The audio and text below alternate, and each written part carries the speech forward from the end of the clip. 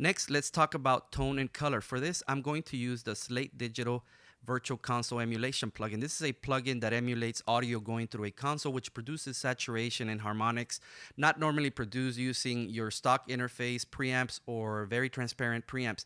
The result is normally a darker or brighter tone and maybe improved perceived loudness where it sounds louder, but the level's actually not going up. The plugin is calibrated to minus 18 dBFS equals 0 VU, and since I've already gain staged my tracks, I'm going to try and find a sweet spot with the appropriate amount of saturation in harmonics. The thing about analog saturation in harmonics is that when you hit that 0 VU spot, the results are very highly pleasing. Now, I'm going to take each track to ensure the needle hovers just above 0 to generate more saturation in harmonics. You don't have to do this. This is definitely a personal choice, and the results are extremely subtle. The saturation in harmonics actually produce what is known as depth, where your tracks now sound more cohesive and spatial. This again is subjective and takes some time to get the ear trained to hear it. So don't spend too much time on it. Now that I have the tracks gain staged and I've checked the polarity and phasing, I'm gonna open up the browser because I love seeing the thumbnails of the plugins. So right away I know that my mix rack is there, and I have already a preset stored so that when I open it and add it to the channels, this already comes up with the VCC.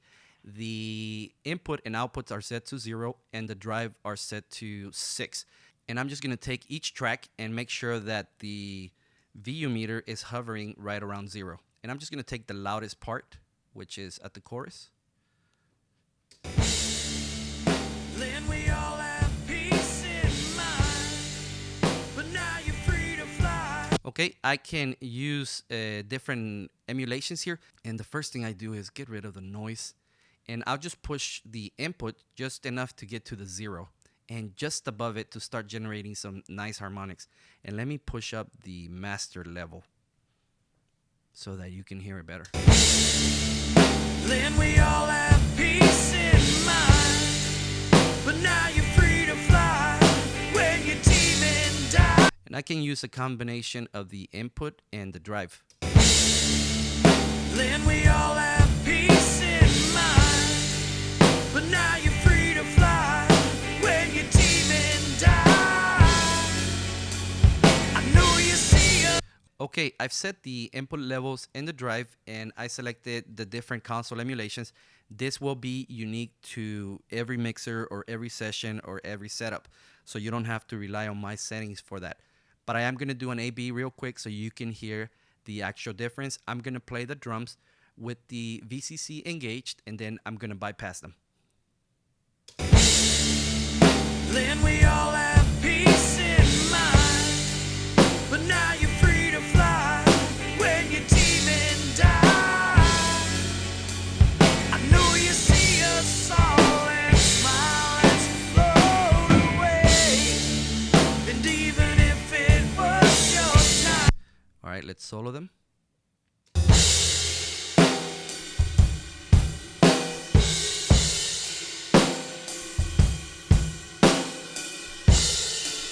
All right, one thing to listen for, this one is actually very, very subtle. Listen to the kick, how when the plugin is engaged, kick actually has a bit longer decay. Just listen to the kick real quick.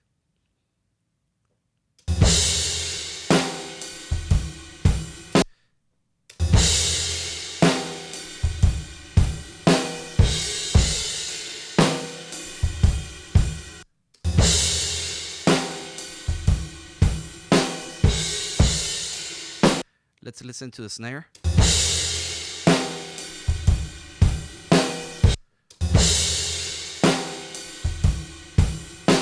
And it actually does tighten up the decay, and there is a bit of subtlety that I'm hearing in terms of the harmonics and the saturation. All right, so now that we have a little bit of the color and we have our gain staging done and our phasing and polarity checked, now I'm going to transform the tracks. I don't want these plugins lingering here. If you can see now, they're starting to add up, and let's look at our CPU.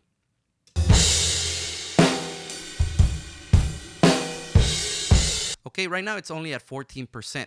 However, once I start adding a bunch of plugins, I don't want my CPU to cough or prevent me from doing any of the activities that I need to do. So I'm actually going to transform these tracks. This is also known as freezing in other DAWs like in Pro Tools, and I believe Cubase also has it in Logic. I'm not sure if Logic has it. Now the transform feature looks at layers, events, the gain, and unfortunately it looks at all the plugins in the session. So to speed things up, I'm first going to disable all plugins in the session, highlight the tracks that I want to transform, and turn those plugins back on. And if you want to learn how to transform tracks or get more into the detail behind how it all works, I recommend the video by Studio One expert called How to Transform Tracks like Speedy Gonzalez. In this video, Marcus goes into detail as to how to improve the transform workflow. And I'll put the link below in the notes of the video. Let me get out of the console mode and go straight into the tracks here. Now that the entire set of plugins are turned off, I'm going to select my drum tracks again. And now I'm going to go to the track menu, go to transform, and transform to render audio. And Studio One is going to ask you if you want to preserve the real-time state, meaning that you have the ability to go back and make changes to the plugins after you've actually burned them in. This way, you're not 100% committed. Now, in this case, I don't really need to worry about keeping the plugins because for the most part, I haven't made any major changes other than gain staging. And if I need to fix something, I can figure it out. And Autotail, in case I have stuff like reverb or whatever, I can leave it on and it makes sure that it catches everything. So I'm going to take that off also because I don't have any reverb or anything like that. All right, then I'm going to hit OK. All right, and that actually took about a minute and 20 seconds. Not too bad. And I'd rather do this now than have to worry about it later. So what happened now is that my tracks are gain staged. They're colored, and everything that I did to them, like the phasing and the polarity, is burned in.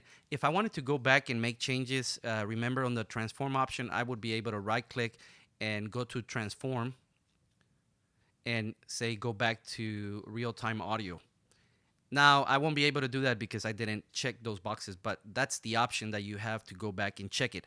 But I would like to know what you're doing in terms of track preparation. How are you gain staging your tracks? Are you doing it manually? Are you using the gain or the normalize function that's available in the inspector? Or what else are you doing? All right, let me know in the comments, and please don't forget to read the notes below the comments because I also have lots of information there that's good for you. And if you like the video, please share it. And if you haven't subscribed to my channel, please subscribe so you can get additional material, get on my mailing list, or get on some of my Facebook pages. And if you're already subscribed, thank you so much. I really appreciate your support. Speak to you soon.